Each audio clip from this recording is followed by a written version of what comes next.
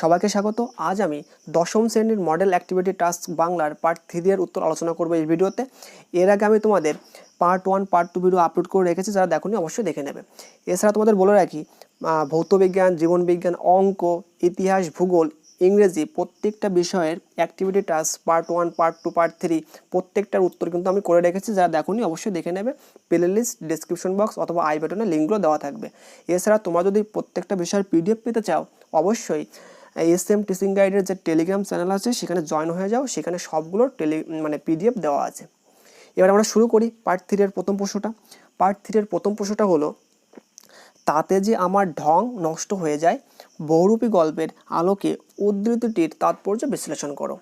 এখন এই সকল প্রশ্ন উত্তর করতে হলে তোমাকে প্যারা করে লিখতে হবে। প্রথম প্যারায় লিখবে, উদ্ধৃতিটি সুবোধ ঘোষের বহুরূপী গল্প থেকে গৃহীত। এখানে বক্তা হলেন গল্পের কেন্দ্রীয় চরিত্র বহুরূপী হরিদা। এবার প্যারা চেঞ্জ করে লিখবে, হরিদা জগদীশ বাবুর বাড়িতে বিরাগীর ছদ্মবেশে খেলা দেখাতে গিয়ে প্রণামীর টাকা না নিয়ে ফিরে এসেছিলেন। অবাক হয়েছিলেন গল্পের কথক ও তার বন্ধু অনাদি। ভবতোষরা অভাবী হরিদাকে টাকা না নেওয়ার প্রসঙ্গে প্রশ্ন করলে হরিদা অভিনয়ের প্রতি শ্রদ্ধা ও একজন আদর্শ শিল্পীর মর্যাদার প্রসঙ্গ তুলে কথাটি বলেছেন। এবার আবার প্যারা চেঞ্জ করবে, তারপরে লিখবে, হরিদা শুধুমাত্র পেশাগত জীবনে বহুরূপী নন, তার ব্যক্তিগত জীবনও নাটকীয় বৈচিত্র্যে ভরা। এখানে বৈচিত্র্যের লাস্টে একটা জফলা দিয়ে নেবে। আপাতদৃষ্টিতে সমাজে অবহেলিত এই পেশায় নিযুক্ত মানুষের মধ্যেও যে সততা, নিষ্ঠা, শ্রদ্ধার মতো গুণগুলি বেঁচে আছে তা লেখক দেখাতে চেয়েছেন এই গল্পে। অভাব হরিদার নিত্যসঙ্গী। হরিদা কিন্তু সেই অভাবকে দূরে সরিয়ে দিতে গতে বাঁধা জীবনে পথে পা বাড়াননি। এসব সম্ভব হয় একমাত্র তার নির্লোভ ও সংযমী জীবনযাপনের জন্যেই। তাই জগদীশবাবুর বাড়িতে বিরাগীর ছদ্মবেশে খেলা দেখাতে গিয়ে অভাবী হরিদা তার দেওয়া সমস্ত সুযোগ প্রত্যাখ্যান করে। কথক ও তার বন্ধুরা যখন অভাবী হরিদাকে প্রণামী না নেওয়ার জন্য কাঠগড়ায় তুলেছেন, হরিদা তখন শিল্প ও শিল্পীর প্রতি শ্রদ্ধা রেখে নির্লিপ্তভাবে বলেছেন, তাতে যে আমার ঢং নষ্ট হয়ে যাবে। ঠিক আছে, এই ছিল প্রথম প্রশ্নের কমপ্লিট উত্তর। এবার আমরা 2 নম্বর প্রশ্নটা দেখব। 2 নম্বর প্রশ্নটা হচ্ছে, ঘোষাবো ও অপবাদ বোধি রিপুকুলে বক্তাকে কোন অপবাদের কথা তিনি বলেছেন, উক্ত অপবাদ ঘোষানোর জন্য তিনি কিভাবে প্রস্তুত হলেন। মোট 3টি প্রশ্ন আছে, আর 3টি প্রশ্ন উত্তর কীভাবে লিখবে দেখে নাও। প্রথম পার্টের উত্তরটা বক্তাকে, সেক্ষেত্রে উত্তরটা হবে, মাইকেল মধুসূদনের অভিষেক থেকে গৃহীত উদ্ধৃতিটির বক্তা হলেন রক্ষকুলের শ্রেষ্ঠ যোদ্ধা ইন্দ্রজিৎ। আচ্ছা, এখানে রক্ষকুলের বানানে এই খিওর ওকার দিয়ে নেবে, র খিওয় ওকার, তারপরে কয়স্যু লয়কার র। ঠিক আছে, রক্ষকুলের শ্রেষ্ঠ যোদ্ধা ইন্দ্রজিৎ, বানানটা একটু ভুল আছে। এবার এর পরের পাটের উত্তর, অপবাদটা কি ছিল, তাই হেডিং করে নেবে উক্ত অপবাদ। তারপর লিখবে, তিনি প্রমোদ কাননে বিলাসব্য সনে মগ্ন অবস্থায় প্রভাষারূপী লক্ষ্মীর কাছে বীরবাহুর মৃত্যু সংবাদ এবং পিতা রাবণের যুদ্ধযাত্রার প্রস্তুতির কথা শোনেন। লঙ্কার এমন ঘোর দুর্দিনে নিজের ভূমিকায় ক্ষুব্ধ ও অসন্তুষ্ট ইন্দ্রজিৎ আত্মধিক্কার দেন। সেই সঙ্গে যুদ্ধে শত্রুকুলের আমূল বিনাশ ঘটিয়ে সমস্ত অপবাদ মুছে ফেলার সংকল্প করেন। এবার পরবর্তী পার্টের উত্তরটা করব, উক্ত অপবাদ ঘোষানোর প্রস্তুতি বলে একটা হেডিং করে নেবে। তারপরে লিখবে, ইন্দ্রজিতের নির্দেশে দ্রুত গগনচারী রথ এসে উপস্থিত হয়। তিনি রণসাজে সজ্জিত হন। তার যোদ্ধারূপ শুধু দেব সেনাপতি কার্তিক এবং বিহন্নলারূপী অর্জুনের সঙ্গে তুলনীয়। এ সময় স্ত্রী প্রমীলা তার পথ রোধ করে দাঁড়ালে ইন্দ্রজিতের কণ্ঠে ধ্বনিত হয় ভালোবাসা আর আত্মবিশ্বাসের উদ্দীপ্ত বাণী। তারপর প্রাণাধিক প্রিয় বিধুমুখীর কাছ থেকে বিদায় নিয়ে তিনি আকাশপথে লঙ্কাপুরীতে এসে পৌঁছান। তার ধনুকের শিলার টঙ্কারে সমগ্র জলধিসহ লঙ্কা কেঁপে ওঠে। ইন্দ্রজিৎকে দেখে সমস্ত রাক্ষস সৈন্যদল সাহস ও অহংকারে রণহুঙ্কার দিয়ে ওঠে। মধুসূদনের মধ্যে সাহস, সততা এবং বিনয়ের এক আশ্চর্য সংমিশ্রণ দেখা যায়। এই সমস্ত গুণের সাহায্যেই তিনি অসহায় পিতাকে আশ্বস্ত করেন আর দ্বিতীয়বার রাঘবকে বধ করার জন্য রাবণের কাছে অনুমতি চান। পিতা রাবণ প্রথমে ইষ্ট দেবতার পূজা সাঙ্গ করে পরদিন সকালে তাকে যুদ্ধযাত্রার পরামর্শ দেন এবং যথানিয়মে ইন্দ্রজিৎকে সেনাপতি পদে বরণ করে নেন। ঠিক আছে, এই ছিল 2 নম্বর প্রশ্নের কমপ্লিট উত্তর। এবার 3 নম্বর প্রশ্ন তোমরা স্ক্রিনে দেখতে পাচ্ছ, তোমাদের কাছে আমি লজ্জিত, বক্তা কাদের কাছে কেন লজ্জিত তা সিরাজউদ্দৌলা নাট্যাংশ অনুসরণে আলোচনা করো।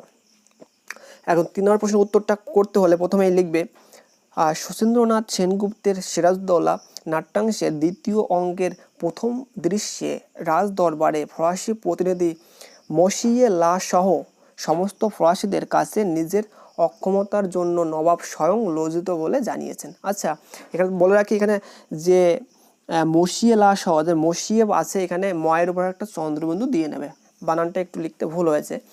এবার প্যারাসেন্স করে লিখবে ইংরেজ, ডাচ, পর্তুগিজদের, এখানে পয়কারও দিতে পারো, পাও দিতে পারো, পর্তুগিজদের মতো ফরাসিরাও দীর্ঘকাল বাংলাদেশে বাণিজ্য করেছে। ঔপনিবেশিক প্রতিযোগিতা থাকায় আন্তর্জাতিক ক্ষেত্রে ইঙ্গো ফরাসি দ্বন্দ্ব সর্বজন বিদিত। বাংলাতেও সেই শত্রুতা থাকবে, এটাই স্বাভাবিক ছিল, কিন্তু নবাবের সুনজরে থাকার জন্য ফরাসিরা নিরুপদ্রবেই ছিল।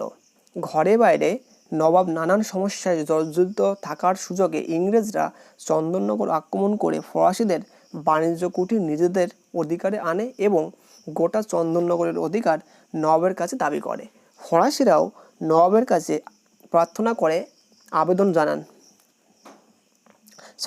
ফরাসিরাও নবাবের সাহায্য প্রার্থনা করে আবেদন জানান। নবাবের কলকাতা জয় ও শওকত জঙ্গের সঙ্গে সংগ্রামে অর্থবল ও লোকবল কমে আসে। মন্ত্রিমণ্ডল যুদ্ধের পক্ষপাতী ছিল না।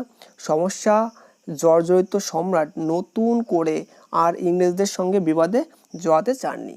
নবাবের এই অক্ষমতার জন্য ফরাসিদের কাছে তিনি লজ্জিত। ঠিক আছে, এই ছিল 3 নম্বর প্রশ্নের উত্তর। এবার 4 নম্বর প্রশ্ন, ওই ভাঙাগড়া খেলা জেতার কিসের তবে ডর? কবির এই মন্তব্যটি কোন ইঙ্গিতবাহী? এখন এই প্রশ্নের উত্তরটা কিভাবে করবে? প্রথমে লিখবে বিদ্রোহী কবি কাজী নজরুল ইসলামের প্রলয় উল্লাস কবিতায় ভাঙাগড়া খেলা বলতে কবি ধ্বংস ও সৃষ্টির চক্রাকার আবর্তনকে বুঝিয়েছেন। এবার প্যারাসেন্স করে লিখবে মানে কোন ইঙ্গিতবাহী তার উত্তরটা বলছি এখন। কালের রথে চড়ে মহাপ্রলয়ের মধ্য দিয়ে মহাকালের বা ভয়ঙ্কর এর আগমন দেখে কবি অগ্রদূতকে ভয় না পেতে বলেছেন। প্রলয় ধ্বংসকারী, কিন্তু এটাও সত্য যে প্রলয়ই সৃষ্টির হাতছানি। ঠিক আছে, এখানে একটা সৃষ্টির পরে র দিয়ে নেবে, সৃষ্টির করে নেবে। প্রলয় আমাদের মধ্যে বেদনাবোধ জাগালেও নতুন কিছু সৃষ্টি করে।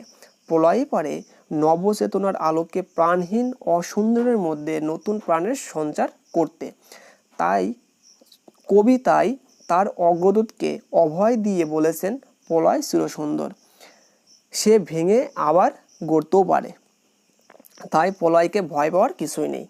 এই ছিল 4 নম্বর প্রশ্নের উত্তর। এবার 5 নম্বর প্রশ্ন, বাবুটির স্বাস্থ্য গেছে কিন্তু শখ 16 আনায় বজায় আছে। বাবুটিকে তার স্বাস্থ্য ও 16 আনা শখের পরিচয় দাও। এখন 5 নম্বর প্রশ্ন, এটি তোমাদের লাস্ট প্রশ্ন। এই পার্ট 3 এর উত্তরটা কিভাবে করবে দেখে নাও। এখন বাবুটিকে তার পরিচয়টা দিচ্ছি। বিশিষ্ট সাহিত্যিক শরৎচন্দ্র চট্টোপাধ্যায়ের পথের দাবির আলোচ্য অংশে নিমাইবাবুর কথায় বাবুটি হলো ছদ্মবেশী গ্রীশ মহাপাত্র ওরফে সব্যসাচী মল্লিক। আচ্ছা, এখানে ছদ্মবেশী, এখানে ছদ্ম বানানটা দয় দেওয়া হবে না, এখানে হবে হলো দয় ম হবে, ছদ্মবেশী। ঠিক আছে, দয় ম বয়কার তালবস্যায় দীর্ঘী। ঠিক আছে, ছদ্মবেশী বানানটা ঠিক করে নেবে। এবার তার স্বাস্থ্য এবং শখের যে বর্ণনা দিতে বলেছে তার পয়েন্ট করে লিখবে। প্রথমে লিখবে স্বাস্থ্যের পরিচয়। বছর 30-32-এর সন্দেহভাজন গিরিশ মহাপাত্রের ফর্সা রং রোদে পুড়ে তামাটে হয়ে গেছে। রোগা চেহারার মানুষটি যখন কাশতে কাশতে থানায় প্রবেশ করলো তখন তার দেহের সামগ্রিক অবস্থা দেখে মনে হচ্ছিল সেটি দ্রুত বেগে ক্ষয়প্রাপ্ত হচ্ছে, কিন্তু তার রোগা মুখের দুটি চোখের দৃষ্টি ভারী অদ্ভুত। জলাশয়ের মতো গভীর সে চোখের সঙ্গে খেলা চলবে না, দূরে থাকতে হবে। সেই ক্ষীণ চোখের অতলে কোথাও যেন প্রাণ শক্তি লুকিয়ে আছে, আর সেজন্যই সে বেঁচে আছে। এবার তার 16 আনা শখের পরিচয়, এখন হেডিং করে নেবে তার 16 আনা শখের পরিচয় বলে, তারপরে লিখবে গিরিশ মহাপাত্র যে অত্যন্ত শৌখিন মানুষ তা তার বেশভূষাতেই প্রমাণিত। চুলের বাহারি শার্ট, তাতে সুগন্ধি নেবু তেল, গায়ে জাপানি সিল্কের রামধনু রঙের চুড়িদার পাঞ্জাবি, পকেটে বাঘ আঁকা রুমাল, পরনে বিলেতি মখমল পরের কালো শাড়ি, হাঁটু পর্যন্ত মোজা লাল রিবন দিয়ে বাঁধা এবং পায়ে নাল লাগানো বার্নিশ করা পামশু, হাতে হরিণের শিং দিয়ে বাঁধানো বেতের শৌখিন ছড়ি। এসব দেখেই নিমাইবাবু রসিকতার ছলে কথাগুলি বলেছিলেন।